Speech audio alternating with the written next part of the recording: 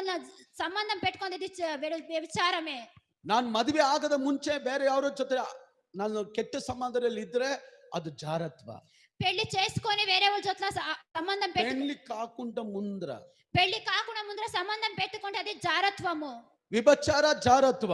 ವ್ಯಭಿಚಾರ ಜಾರತ್ವము. ಈಗ ನಾನು ಯಾವಾಗೋ ಒಂದ್ಸರಿ ನಮ್ಮ ಮದುವೆ ಆಗದ ಮುಂಚೆ ಯಾರೋ ಒಂದು ಕೆಟ್ಟ ಸಂಬಂಧ ಇಟ್ಕೊಂಡಿದ್ದೆ. పెళ్లి కాకుండా ముందర ఎవరో ఒకరి దగ్గర చెడ్డ అలవాటు పెట్టుకుంటే, ಮದುವೆ ಆದ್ಮೇಲೆ ಕೂಡ ಯಾವ್ದೋ ಕೆಟ್ಟ ಸಂಬಂಧ ಇಟ್ಕೊಂಡಿದ್ದೆ. పెళ్లి అయినా కూడా ఒక చెడ్డ అలవాటు పెట్టుకుంటే ಅದು ನನ್ನನ್ನು ಬಿಡಲ್ಲ. అది నన్నని విడిచలేదు. ಬೈಬಲ್ ಹೇಳ್ತದೆ, దేవుని వాక్యం ಮೋಶೆ చెప్తుంది, ಬರಿವಾಗ ಬರಿತಾನೆ, మోషే రాచేటప్పుడు రాస్తా ಅದು ఉన్నాడు, ನಿನ್ನ ಬಿಟ್ಟು ಹಿಡಿತದೆ, అది నన్ను విడిచి పెడతా ఉంది. ನೋಡಿ ಕುಡುಕರನ್ನ ಮತ್ತೆ ಬಿಡಲ್ಲ ಅದು. చూడండి, తాగుపోతులు మళ్ళీ అది విడిచలేదు. ವಿಭಚಾರ ಮಾಡಿದವರು ಮತ್ತೆ ಬಿಡಲ್ಲ. వ్యభిచారం చేసేవాళ్ళు మళ్ళీ దాని వల్ల విడిచలేదు. ಅದು ಕಾಡುತ್ತಾನೆ ಇರ್ತದೆ, అది కాడుతానే ఉంటుంది, ಕಾಡುತ್ತಾನೆ ಇರ್ತದೆ. అది కాడుతానే ఉంటుంది. ಎಷ್ಟೇ ಪ್ರೇಯರ್ ಮಾಡಿದ್ರು, ఎంతే ప్రేయర్